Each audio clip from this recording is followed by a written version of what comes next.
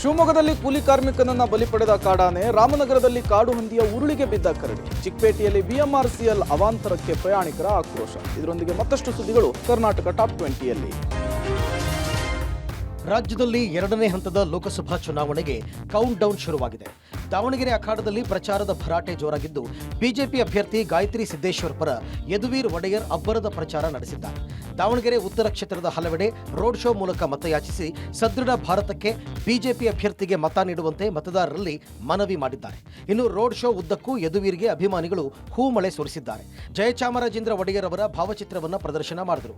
ಇನ್ನು ಪ್ರಚಾರಕ್ಕೂ ಮುನ್ನ ದಾವಣಗೆರೆಯಲ್ಲಿ ಬೆಣ್ಣೆ ದೋಸೆ ಸವಿದು ಯದುವೀರ್ ಮತಬೇಟೆ ಆರಂಭಿಸಿದರು.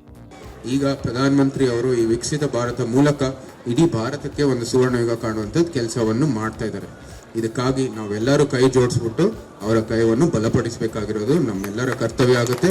ನಿಮ್ಮಲ್ಲಿ ಎಲ್ಲರೂ ಮನವಿ ಮಾಡ್ತೀವಿ, ನಮ್ಮ ದಾವಣಗೆರೆಯ ಅಭ್ಯರ್ಥಿಯಾದ ಶ್ರೀಮತಿ ಗಾಯತ್ರಿ ಸಿದ್ದೇಶ್ವರ್ ಅವರು ತಮ್ಮ ಅತ್ಯಮೂಲ್ಯವಾದ ಮತ ಅವರ ಪರವಾಗಿ ನೀಡಿ. ಸುರ್ಪುರ ವಿಧಾನಸಭಾ ಕ್ಷೇತ್ರದ ಉಪಚುನಾವಣೆಯ ಅಖಾಡ ರಂಗೇರಿದ್ದು ಕಾಂಗ್ರೆಸ್ ಬಿಜೆಪಿ ಅಭ್ಯರ್ಥಿಗಳಿಂದ ಭರ್ಜರಿ ಪ್ರಚಾರ ನಡೆಸಲಾಗ್ತಾ ಇದೆ. ಯಾದಗಿರಿಯ ಹುಣಸಗಿ ಪಟ್ಟಣದಲ್ಲಿ ನಡೆದ ಪ್ರಚಾರ ಸಭೆಯಲ್ಲಿ ದೀರ್ಘದಂಡ ನಮಸ್ಕಾರ ಹಾಕಿ ಬಿಜೆಪಿ ಅಭ್ಯರ್ಥಿ ರಾಜುಗೌಡ ಮತಯಾಚಿಸಿದ್ದಾರೆ. ಸರಗುಡ್ಡಿ ಮತ ಕೇಳೋಕೆ ನನಗೆ ತಾಯಿ ಇಲ್ಲ, ತಂದೆಯೂ ಇಲ್ಲ, ನನ್ನ ಪಾಲಿಗೆ ಕಾರ್ಯಕರ್ತರೇ ತಂದೆ ತಾಯಂದ್ರು, ನೀವೇ ನನಗೆ ಆಶೀರ್ವಾದ ಮಾಡಬೇಕು ಅಂತ ದೀರ್ಘದಂಡ ನಮಸ್ಕಾರ ಹಾಕಿದ್ದಾರೆ. ನನ್ನ ತಾಯಿಯನ್ನ ಕಳ್ಕೊಂಡಾಗ ನಾನು ಸುಮ್ಮನೆ ಕುತ್ಕೊಳ್ಳಿಲ್ಲ, ಕರೋನಾ ಟೈಮಲ್ಲಿ ನಿಮ್ಮನ್ನ ರಕ್ಷಣೆ ಮಾಡೋ ಕೆಲಸ ಮಾಡಿದ್ದೀನಿ, ಹೀಗಾಗಿ ನನ್ನ ಗೆಲ್ಸಿ ಅಂತ ಮತದಾರರಲ್ಲಿ ಬಿಜೆಪಿ ಅಭ್ಯರ್ಥಿ ರಾಜುಗೌಡ ಮನವಿ ಮಾಡಿದ್ದಾರೆ. ನನಗೆ ಸರಿಗೋಗಿ ಮತ್ತೆ ಕೇಳಕ್ಕೆ ನಮ್ಮ ತಾಯಿ ಇಲ್ಲ, ನನಗೆ ತಂದೆನೂ ಇಲ್ಲ, ನನ್ನ ಪಾಲಿಗೆ ನನ್ನ ಕಾರ್ಯಕರ್ತರೇ ತಂದೆ ತಾಯಿಯಾಗಿ ನನಗೆ ಆಶೀರ್ವಾದ ಮಾಡಬೇಕು. ಇಲ್ಲಿ ಬಂದಂತ ಎಲ್ಲ ನನ್ನ ತಾಯಿಯಂದ್ರ ಹತ್ರ, ಎಲ್ಲ ನನ್ನ ಕಾರ್ಯಕರ್ತರ ಹತ್ರ, ಎಲ್ಲ ಅಣ್ಣ ತಮ್ಮಂದ್ರ ಹತ್ರ, ಎಲ್ಲ ನನ್ನ ಬಿಜೆಪಿ ಕಾರ್ಯಕರ್ತರ ಹತ್ರ, ಯಾಕಂತಂದ್ರೆ ನಾನು ಯಾವತ್ತೂ ನನ್ನ ತಾಯಿ ಕಳ್ಕೊಂಡ್ರಂತ ನಾನು ನನ್ನ ಕೆಲಸದಲ್ಲಿ ನಿಂತಿಲ್ಲ. ಕೊರೋನಾ ಟೈಮ್ನಾಗೂ ನನ್ನ ತಾಯಿಯನ್ನು ಕಳ್ಕೊಂಡ್ರು ನಾನು ಆ ದೌಖಾನಿಗೆ ಬಂದು ನಾನು ಕೊರೋನಾ ಆದ್ರೂ ನಿಮ್ಮೆಲ್ಲರ ರಕ್ಷಣೆ ಮಾಡೋಂಥ ಕೆಲಸ ನಾನು ಮಾಡಿದ್ದೇನೆ. ರಾಜ್ಯದಲ್ಲಿ ಶಕ್ತಿ ಯೋಜನೆ ಅವಾಂತರ ಮುಂದುವರೆದಿದ್ದು, ಫ್ರೀ ಬಸ್ನಲ್ಲಿ ಸೀಟ್ಗಾಗಿ ಮಹಿಳೆಯರ ನಡುವೆ ಗಲಾಟೆ ಆಗಿದೆ.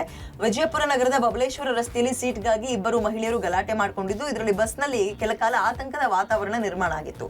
ಹೀಗಾಗಿ ಬಸ್ಸಿನ ಅರ್ಧದಲ್ಲೇ ಚಾಲಕ ನಿಲ್ಲಿಸಿದ್ದಾರೆ. ನಂತರ ಒಬ್ಬರನ್ನ ಸಮಾಧಾನ ಪಡಿಸೋಕೆ ಮುಂದಾದರೂ ಘಟನೆಯ ದೃಶ್ಯವನ್ನ ಸ್ಥಳೀಯರೊಬ್ಬರು ಮೊಬೈಲ್ನಲ್ಲಿ ಸೆರೆ ಹಿಡಿದಿದ್ದಾರೆ. ಇತರೆ ಪ್ರಯಾಣಿಕರು ಆಕ್ರೋಶವನ್ನ ವ್ಯಕ್ತಪಡಿಸಿದ್ದಾರೆ. ಬೆಂಗಳೂರಿನಲ್ಲಿ ನಮ್ಮ ಮೆಟ್ರೋ ಮತ್ತೊಂದು ಎಡವಟ್ಟು ಮಾಡಿದೆ. ಚಿಕ್ಕಪೇಟೆ ಮೆಟ್ರೋ ಸ್ಟೇಷನ್ನಲ್ಲಿ ಬಿಎಂಆರ್ಸಿಎಲ್ ಅವಾಂತರಕ್ಕೆ ಪ್ರಯಾಣಿಕರು ಪರದಾಡುವಂತಾಗಿದೆ. ಮೆಟ್ರೋ ಪ್ರವೇಶ ದ್ವಾರದ ಎಸ್ಕಲೇಟರ್ ಕಾಮಗಾರಿಯಿಂದ ಪ್ರವೇಶ ದ್ವಾರ ಬದಲಾವಣೆ ಮಾಡಲಾಗಿದೆ. ಆದರೆ ಈ ಬಗ್ಗೆ ಯಾವುದೇ ರೀತಿಯ ಸಂದೇಶ ಅಥವಾ ಫಲಕ ಹಾಕದೇ ಇರೋದ್ರಿಂದ ಜನ ಎಂಟ್ರಿ ಗೇಟ್ಗೆ ಬಂದು ವಾಪಸ್ ಆಗ್ತಿದ್ದಾರೆ. ಚಿಕ್ಕಪೇಟೆ ಮುಖ್ಯ ರಸ್ತೆಯ ಪಕ್ಕದಲ್ಲೇ ಇನ್ನೊಂದು ಪ್ರವೇಶ ದ್ವಾರಕ್ಕೆ ಅವಕಾಶ ಕಲ್ಪಿಸಿದ್ದು ವೈಟ್ ಟ್ಯಾಪಿಂಗ್ ನಿಂದ ತೀರಾ ಸಮಸ್ಯೆ ಆಗ್ತಾ ಇದೆ. ಜನ ರಸ್ತೆ ದಾಟೋದಕ್ಕೂ ಆಗ್ತಾ ಇಲ್ಲ ಅಂತ ಮೆಟ್ರೋ ಪ್ರಯಾಣಿಕರು ಅಸಮಾಧಾನವನ್ನ ವ್ಯಕ್ತಪಡಿಸ್ತಾ ಇದ್ದಾರೆ. ಇಲ್ಲಿ ಎಂಟ್ರಿ ಕ್ಲೋಸ್ ಮಾಡಿರೋದಕ್ಕೆ ಆ ಕಡೆ ಹೋಗ್ಬೇಕಂದ್ರೆ ಅಲ್ಲಿ ರೋಡು ಸರಿ ಇಲ್ಲ. ರೋಡ್ ಸರಿ ಮಾಡೋವರೆಗೂ ಆ ಟ್ರಾಫಿಕ್ ಇದಾಗ್ತಾ ಇದೆ. First of all traffic search correct ಮಾಡಬೇಕು, ಆಮೇಲೆ ಇಲ್ಲಿ ಓಪನ್ ಮಾಡಬೇಕು. ಈ ಕಡೆನೂ ಕ್ಲೋಸ್ ಆಗಿದೆ. ಅವತ್ತು ಸರಿ ಈ ಕಡೆಯಿಂದ ಬರ್ತಾ ಇದ್ವಿ, ಈ ಕಡೆನೂ ಕ್ಲೋಸ್ ಆಗಿದೆ. ಸ್ವಲ್ಪ ತೊಂದರೆ ಆಗ್ತಾ ಇದೆ, ಯಾಕಂದ್ರೆ ಈ ಕಡೆ ಸ್ವಲ್ಪ ಸುಲಭ ಇದೆ, ಆ ಕಡೆ ಸ್ವಲ್ಪ ಕಷ್ಟ ಇದೆ. ಸ್ವಲ್ಪ ಬೇಗ ಮಾಡಿದ್ರೆ ರಿಪೇರ್ ಸ್ವಲ್ಪ ಆರಾಮಾಗುತ್ತೆ ಎಲ್ಲರಿಗೂ ಹೋಗಿ ಬರಲಿಕ್ಕೆ. ಆ ಕಡೆ ಎಳೆದು ಎರಡೆರಡು ಅಂತಸ್ತು ಇಳಿಬೇಕು, ಮಾಡಬೇಕು, ಸ್ವಲ್ಪ ಕಷ್ಟ ಆಗ್ತಾ ಇದೆ. ಬೆಂಗಳೂರಲ್ಲಿ ತಾಪಮಾನ ಏರಿಕೆಗೆ ಅಪರೂಪದ ಪಕ್ಷಿಗಳು ನಗರವನ್ನ ಬಿಟ್ಟು ಬೇರೆ ಕಡೆಗೆ ಹೋಗುವ ಪರಿಸ್ಥಿತಿ ಇದೆ. ನಗರದ ಬೇರೆ ಬೇರೆ ಪ್ರಮುಖ ಕೆರೆ ಪ್ರದೇಶಗಳಿಗೆ ವಿದೇಶ ಸೇರಿದಂತೆ ಹಲವು ಭಾಗದಿಂದ ಬಂದು ಹೆಚ್ಚಿನ ಸಂಖ್ಯೆಯಲ್ಲಿ ವಾಸಿಸ್ತಾ ಇದ್ದ ಅಪರೂಪದ ಪಕ್ಷಿಗಳು ಸಿಲಿಕಾನ್ ಸಿಟಿಯ ನಗರೀಕರಣ, ಅರಣ್ಯ ನಶಿಸುವಿಕೆ ಜೊತೆಗೆ ವ್ಯಾಪಕ ತಾಪಮಾನ ಏರಿಕೆಯಿಂದ ನಗರವನ್ನ ಬಿಟ್ಟು ಬೇರೆ ಪ್ರದೇಶಗಳಿಗೆ ಹೋಗ್ತಾ ಇದೆ. ಸುಮಾರು 38 ಬಗೆಯ ವಿಭಿನ್ನ ಪಕ್ಷಿ ಸಂಕುಲ ಕಳೆದ ಕೆಲ ದಿನಗಳಿಂದ ನಗರದಲ್ಲಿ ಕಾಣ್ತಲೇ ಇಲ್ಲ. ಇದಕ್ಕೆ ಕಾರಣ ನಗರದಲ್ಲಿ ಏರಿಕೆ ಆಗ್ತಾ ಇರುವ ತಾಪಮಾನವೇ ಕಾರಣ ಅಂತಾರೆ ವನ್ಯಜೀವಿ ಸಂರಕ್ಷಕರು. ಇವತ್ತು ಬೆಂಗಳೂರು ನಗರದಲ್ಲಿ ಆಗ್ತಾ ಇರ್ತಕ್ಕಂಥ ನಾವೆಲ್ಲ ಹೇಳ್ತಾ ಇದ್ದೀವಿ, ಇವತ್ತು ನೀರಿನ ಸಮಸ್ಯೆ, ಅದರ ಸಮಸ್ಯೆ, ಇದರ ಸಮಸ್ಯೆ ಅಂತ. ಪಕ್ಷಿಗಳಿಗೆ ಸಂಪೂರ್ಣ ಪರಿಸರದೇ ಒಂದು ಸಮಸ್ಯೆ ಆಗಿದೆ. ಬೆಂಗಳೂರು ನಗರನ ಯಾವ ರೀತಿ ನಾವು ವಿಸ್ತಾರ ಮಾಡ್ಕೊಂಡು ಹೋದ್ವಿ, ಅದೇ ಒಂದು 25 ವರ್ಷದ ಹಿಂದೆ ಇವತ್ತು ಬೆಂಗಳೂರು ನಗರ ಎಷ್ಟು ಚೆನ್ನಾಗಿತ್ತು ಅಂದರೆ, ಎಷ್ಟೋ ಪ್ರಭೇದದ ಪಕ್ಷಿಗಳು, ಎಕ್ಸಾಟಿಕ್ ಬರ್ಡ್ಸ್ ಬೇರೆ ದೇಶದಿಂದ ನಮ್ಮ ದೇಶಕ್ಕೆ, ನಮ್ಮ ರಾಜ್ಯಕ್ಕೆ, ನಮ್ಮ ಬೆಂಗಳೂರು ನಗರಕ್ಕೆ, ನಮ್ಮ ಕೆರೆಗಳಿಗೆ ಬರ್ತಾಯಿತ್ತು. ಇವತ್ತು ಅದಿರುಗಳ ಸಂಖ್ಯೆನೂ ಕಮ್ಮಿ ಆಗಿದೆ. ಯಾಕಂದರೆ ನಾವಿಲ್ಲಿ ಮಾಡ್ಕೊಂಡಿರೋ ಎಡವಟ್ಟು.